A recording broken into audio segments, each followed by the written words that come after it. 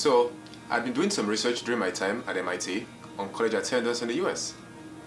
And there I learned about how sometimes students with very good, even at times great academic backgrounds and GPAs would do at best average or little over average on the SAT and ACT.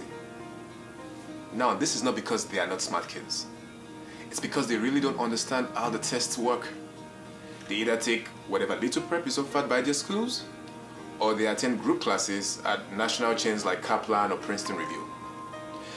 This improves their scores only a little. I thought to myself that if these kids could get intense and personalized prep from a test prep expert like myself, they could go from doing merely okay on these tests to doing really, really great. This way, they could get better opportunities. For example, they could get full scholarships for college, like I did throughout my education. Or they could get to attend a top college like MIT, which I got to do after getting a perfect score on my test.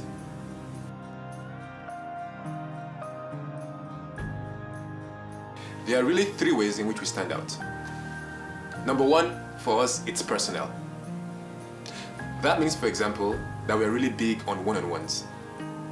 We try as much as possible to stay away from group sessions because we know that students do not score as highly as they otherwise would when they do not get individual attention and prep that is tailored to their strengths and weaknesses. It also means that we are particular about the goals our students are trying to achieve. Before we take on any student, we really need to know that they have a particular academic vision that they're trying to achieve and that we can partner with them in achieving that vision. Number two is that we're really intense. We demand a lot from our students and we stretch them beyond what they think they're capable of. This means several weeks of deeply learning key strategies, hours of daily practice, and regular in-depth review of hundreds of questions. As we review, we try to figure out, well, what was that question testing? How did I think through it? What strategy should I have used to think through that question quickly and accurately? Number three is that we are really immersive. We help our students to dedicate themselves to their goals in ways that actually surprise them. That is also why we offer something called after prep assistance, which basically means that since we expect our students to be regularly practicing the strategies we show to them, we also always make ourselves available to answer their questions. So let's say you're stuck on a math problem, for example. You don't have to quit or be frustrated. You simply text or Skype your tutor right away and get the help you need.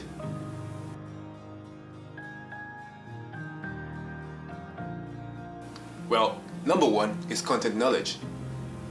We offer each student a diagnostic and consultation session that tells us what gaps there are in what they should have known about each section of the test from their schoolwork. Essentially, we make sure first that you're knowledgeable in all the topics that the test will cover. The second is strategies. Knowing the right test-taking strategy, every kind of question on the test will do wonders to your scores, period. How should you read a passage on the ACT versus the SAT? When is a writing question that looks like it is about simple grammar really about something else? How do you get a math question correctly just by logical reasoning without really having to do any math? These are the sorts of strategies we show our students to increase their scores even more. The third advantage we provide our students is structure. We create a structure for what to study, when to study it, how to study it, and so on. This way, our students never feel overwhelmed. Instead, they have a clear sense of their destination and how each step will help them get where they're looking to reach. Finally, motivation. The sorts of students we work with really have high goals. Typically, they want to attend an Ivy League school or get a full ride to the big state school. These are difficult but achievable goals. So we take it as a serious part of our role to keep them motivated for the long haul, past the several predictable hiccups along the way. This is what people never tell you. That doing well on these tests is as much about academic factors as it is about mental factors. Students who are motivated to practice with the right strategies consistently day after day inevitably do very well on the tests. So we make sure that our students stay in the right mental frame up until the test day.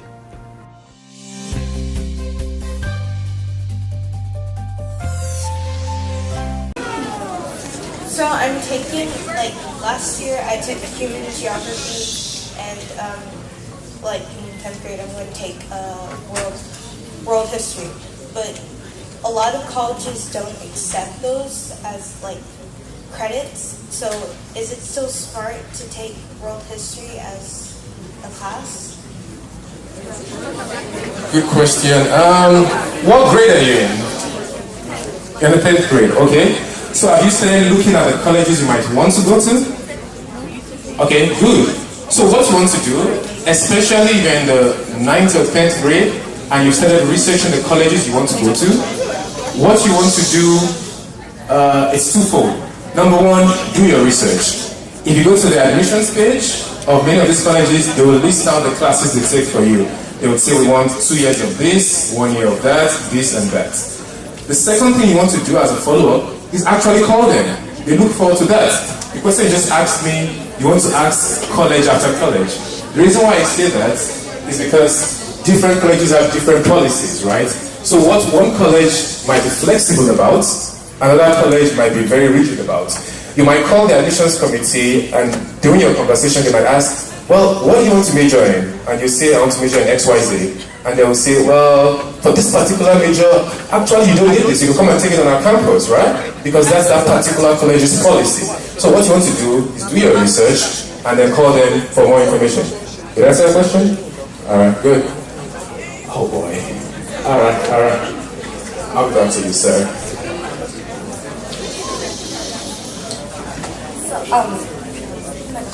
So, when you're going to grad school, there are two kinds of tests to take, GRE and the GMAT. Which one do you think is like better? And then also like the scores that they require, they don't really post it on like, oh, aim for this score.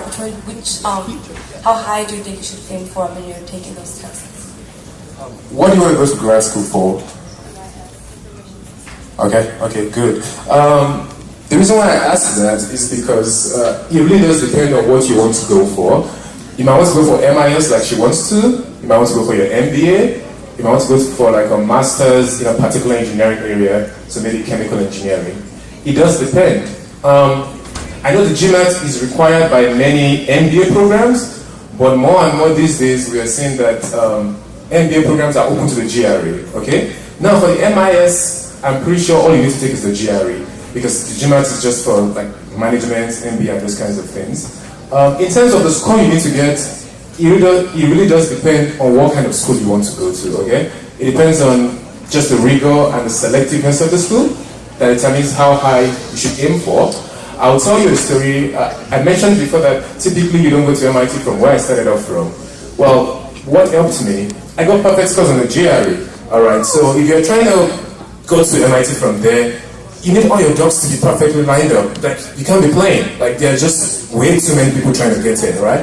And so I just knew from the back of my mind that I was starting from a disadvantage, so to speak, because I was coming from a small school, and I just knew I had to just hit it out of the park, right? So I started preparing for the GRE in sophomore year, which I shouldn't have been doing, but I just thought, if I'm not going to do well at this thing, it should not be because I didn't do my best. Like, if it doesn't happen, then I should be able to look back and say, you know what? I laid it all down on the field, and that was that. And so I started from sophomore year, and God helped me. Constant preparation, I was able to get perfect scores. And so what I'll suggest to you is do your research right now about what particular schools do I want to go to, and then, based on that, determine this is where I need to get to, and then start working towards that. If you need to get a very high score for where you're trying to go to, which you should want to go to a top place, you want to start preparing early to make sure that you achieve that. Did I answer that question? Okay. I think I skipped. Your name, your last name, how can you feel about what you just Okay, my name is Edwina Aberi. I am from Greensboro, North Carolina. My home parish is Living Waters, Greensboro. So we just heard from a college planner. He was very helpful at asking people questions and answering those questions for them. I just asked him about my own concerns about graduating in my undergrad and going straight into law school.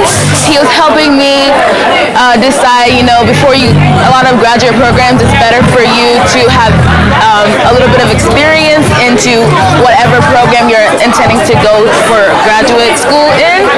So, and it's definitely adding more information to my own opinions that I've heard from other people who have asked. Definitely very helpful. And yeah, YCC 2K17, YC 2017. Oh, my name is Edwina Asbury. A as in apple, V as in Victor, B as in boy, U-E-R-E.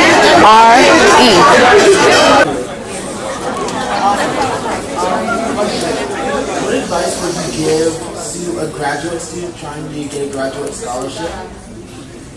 Wonderful question. So a grad student trying to get graduate scholarships. Now I'm gonna be honest with you. It's quite difficult, which is why talks like this are important. Before getting to college is the easiest time to get scholarships. Like if you have the right GPA and the right test scores, they give it to you then, and that's it for 4 years. After you get in, it becomes a little bit more difficult, okay? But it's not impossible. One thing you want to do is you want to take a look at your background and kind of analyze your background and say, what buckets do I fit into? So let's say you're a biology major trying to do research in, I don't know, cancer of rats or something like that, okay? There are specific scholarships for that. The government might want to pay for that. So you want to look into the particular areas that the government cares about. So there's the NIH, which is the National Institute of Health, and they give money for research. So if your interests and what they are trying to do match, they will give you money, all right? Based on your background, maybe what state you're a citizen of, or the fact that you're Black or African American, there are scholarships for that. And then based on your particular major, so guys in the medical field will recognize this more. If you're in like biology, chemistry, and stuff like that, and you want to do research in those areas, there are also scholarships for that. It takes a little bit of searching. You want to search both internally and externally. So for example, your department might have a scholarship, but also external organizations like research groups, private research organizations might have scholarships. So it's a little bit of everything. You're going to have to pull different things together, like 5,000 here, 10,000 there, and so on and so forth. But for the rest of us that are not yet in college, before college is the time to get all of the money, right? How many more minutes do I have? Anyone give me I feel like he was very helpful, very educational. He really went in depth talking about what we as teenagers and as people trying to get to college really need.